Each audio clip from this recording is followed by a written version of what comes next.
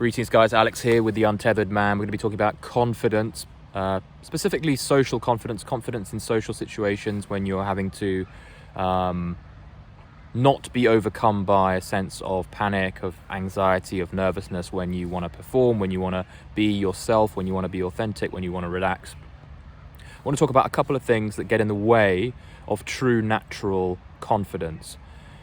And so in talking about confidence, we're approaching it from the side of what not to do as opposed to what to do. And I find that a lot of people, when talking about how to be confident, when you hear from gurus who talk about, this is how to be confident, these are the tricks, these are the tips, this is the blueprint, tends to focus on the how to. And I find that, I don't know about you, but whenever I try to do a certain thing, when it comes to confidence, when it comes to natural authenticity, I get in my head too much and I'm thinking too much about the hacks, I'm thinking too much about the step-by-step, and of course that gets in the way of true confidence. So that's kind of hinting at what I have to say in this video. So the first aspect of what can get in the way of people finding their natural confidence is thinking. Our thoughts are very powerful instruments in guiding our experience, in guiding our emotional state, in guiding our behavior. So when we have thoughts that fill our minds that trick us into believing that we're not confident, then we're not going to feel and act and be confident. We're not going to be able to tap into our true, confident, authentic selves.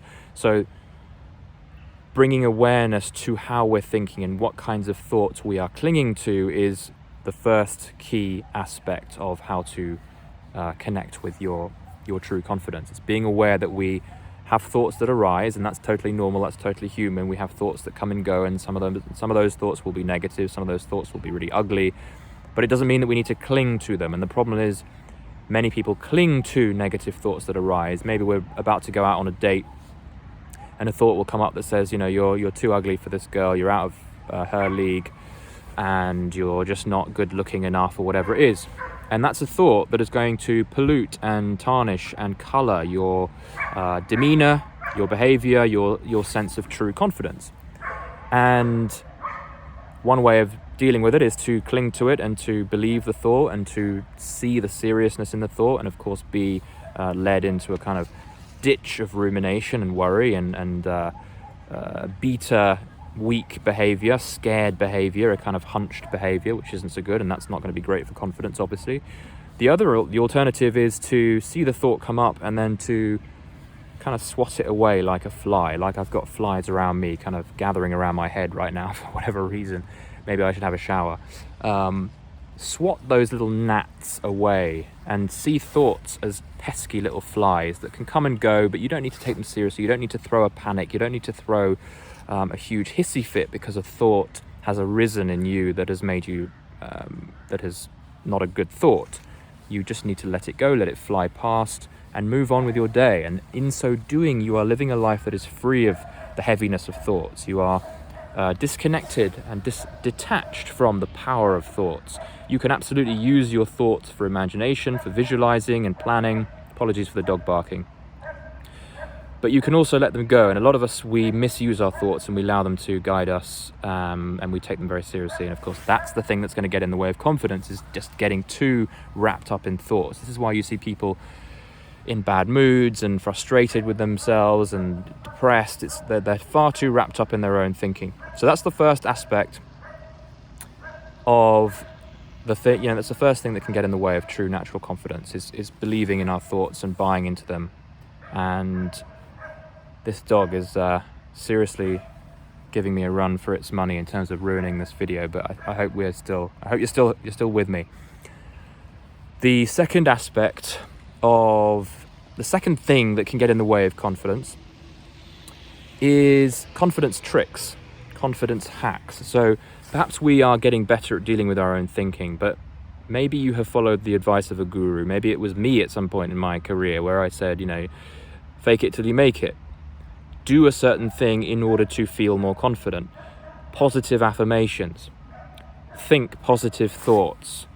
Stand in this way. Body language. All of those things, many of those things are actually valuable, but I see them as valuable in the training, behind the scenes, in the theory. It's like when you are driving a car, you learn the theory and then you absorb it and then you kind of forget it when it comes time to actually driving. The same applies to confidence. You certainly want to know certain parameters and certain things that might be helpful for you, how to dress well and all that kind of stuff. But once it comes to the actual event, maybe you've got a date or an interview, or you're going out and you want to be confident, you don't want to be thinking too much, full stop. You don't want to be thinking about all the different hacks and tricks and body language techniques that are going to get in the way of your performance and ultimately your relaxed demeanor. So things that people have told you to do in order to be more confident in the moment are not very conducive to confidence, ironically, and you'll probably find that you're agreeing with me here, because whenever you have wanted to be confident and you've thought too hard about how to be confident and you've tried to change yourself too much, you found yourself actually even more in your head, and it's kind of impeded with your ability to relax and be confident. So what's the solution here then? Well, don't feel the need to take on and use anything, any techniques, whatever looks like you're trying to be confident, whatever sounds like I'm trying to be someone I'm not. I would let go of that in the same way that you let go of the negative thoughts. I would let go of your need, your drive to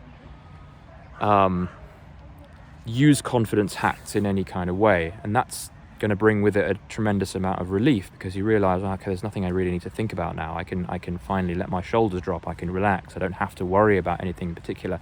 And that's what I'm getting at. When we realize that we don't need to do anything in particular when we're in the moment, all we got to do is enjoy ourselves.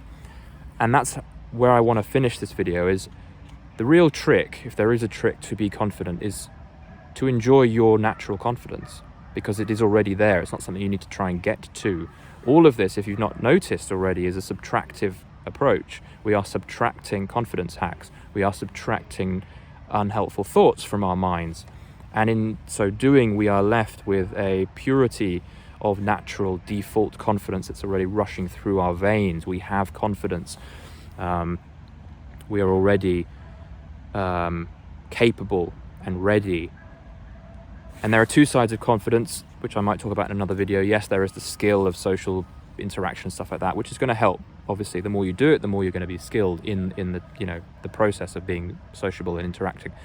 But ultimately, there is a more inherent, there is an intelligence, there is a wisdom, there is a default confidence that's already within you that you can default back on, which doesn't require you to think in any particular way, doesn't require you to do anything in particular, except not allowing yourself to get wrapped up in all of this negative thinking and all of this trying, all of this confidence hack stuff. So I hope that was helpful, guys. This is really going to serve as a sort of hint, kind of sneak peek at the content that's going to be within my Untethered Man program coming soon. I'm still working on the product, on the program. It's going to be a course, online video course, and then a community and a workshop attached in one package. And the kinds of ideas that you've seen me sharing up until this point, including in this video, those are the sorts of ideas that I'm going to be including in the program. It's going to be laid out in a much more sort of sequential, step-by-step approach that will allow you to kind of break down and challenge your various negative thought patterns, and it's going to help unleash and unlock all kinds of new powers in your life, shall we say, in all aspects of your life, new ways of seeing things.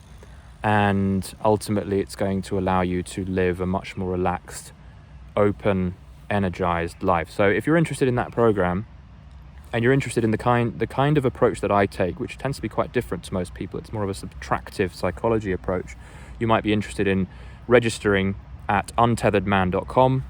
It's going to be out soon. It's going to be life-changing for many of you guys, and if not life-changing, then will significantly disrupt and shift perhaps the track that you're on, and introduce you to lots of other men in a like-minded community of ambitious dudes.